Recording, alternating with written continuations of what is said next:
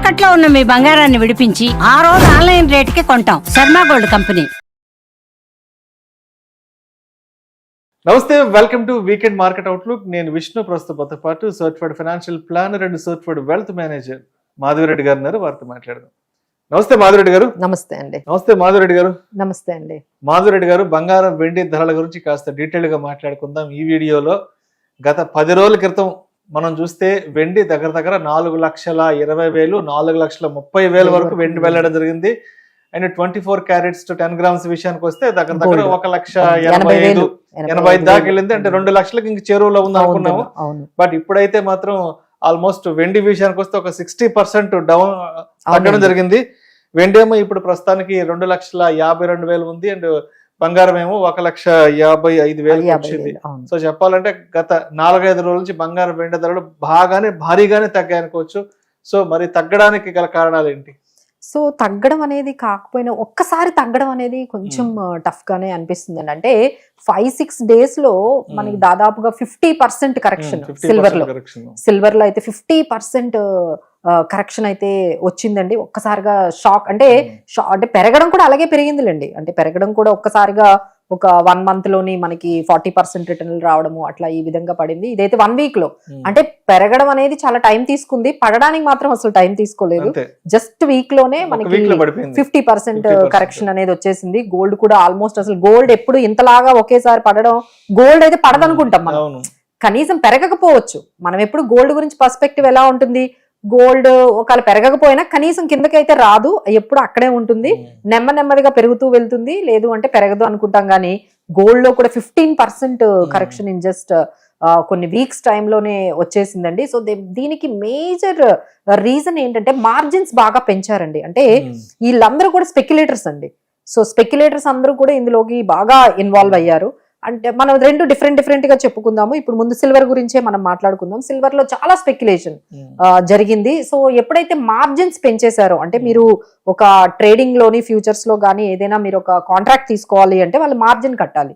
So ఇప్పుడు ఆ margins పెంచేగానే speculators అందరూ వెనక్కి వచ్చేసారు. మా వల్ల కాదు, మేమంత మార్జిన్స్ ఎక్కడ కట్టగలము అని చెప్పేసి అలానే ప్రాఫిట్ బుకింగ్ కూడా చేసేసుకొని ఇక అందరూ, అంటే స్పెక్యులేటర్స్ అందరూ వెనక్కి వచ్చేస్తే ఇక మిగిలింది అసలు సిల్వర్ ఎందుకు పెరుగుతుందండి? ఇండస్ట్రియల్ కన్సంప్షన్ పెరుగుతూ ఉంటే, ఇండస్ట్రియల్ డిమాండ్ ఉంటే, డిమాండ్ గానీ వచ్చిందంటే ఒక్కసారిగా సిల్వర్ అనేది పెరుగుతుంది. ఆ డిమాండ్ అండ్ సప్లై తగ్గట్టుగా, అంటే సప్లై గానీ ఉంది అంటే కొంచెం తగ్గిపోతుంది, మళ్ళీ లేదు సప్లై తగ్గింది అంటే కొంచెం పెరుగుతుంది.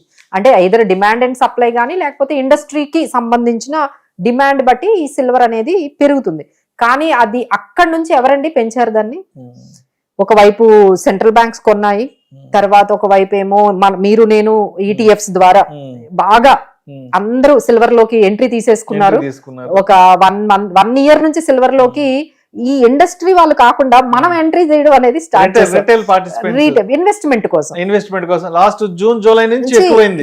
అప్పుడంతా కూడా గోల్డే ఇన్వెస్ట్మెంట్ అనుకునే వాళ్ళు ఇప్పుడు కొత్తగా ఈ వీటిల్లో కూడా ఇది కూడా బాగుంది, బాగా పెరుగుతుంది అని చెప్పేసి, డైవర్సిఫికేషన్ ఉంటుంది అని చెప్పి అందరం కూడా వెళ్ళారండి. ఎవరైతే లాంగ్ టర్మ్ పర్స్పెక్టివ్ లో వెళ్ళారో వాళ్ళకైతే పెద్ద రిస్క్ ఏమీ లేదు.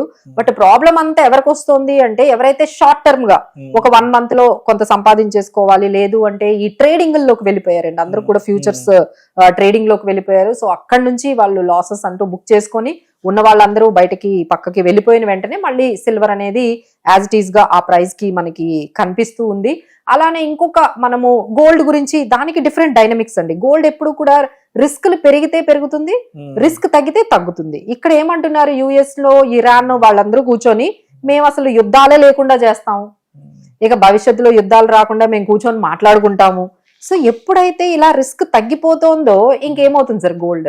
So definitely gold will come down because of అక్కడ యుఎస్ లోని ప్రెసిడెంట్ ట్రంప్ గారు అందరి దగ్గరికి వెళ్ళి యుద్ధం వద్దు, మనం కూర్చొని మాట్లాడుకుందాం అని చెప్పేసి ఆయన ఇరాన్ లో కూడా స్టార్ట్ చేశారు. ఈ వీక్ దానికి సంబంధించిన మీటింగ్ కూడా ఒమాన్ లో మనకి జరుగుతోంది. ఇంకొక వైపు ఇంకొక చేంజ్ ఏం జరిగింది అంటే, కెవిన్ అని చెప్పి ఫెడ్ ఆయనని తీసుకొచ్చారండి. అంటే ఫెడ్ అంటే అప్పుడు మనకి పొవెల్ ఉండేవాళ్ళు. సో ఇప్పుడు ఏంటంటే ఆయన తీసుకొచ్చారు. ఆయన ఏమంటారంటే, మేము యుఎస్ డాలర్ ని చాలా స్ట్రాంగ్ చేస్తాం అంటున్నారు. ఆయన రాగానే యుఎస్, అది కూడా జరిగిందండి ఈ మధ్య కాలంలో. యుఎస్ మళ్ళీ కొంచెం స్ట్రాంగ్ అయింది.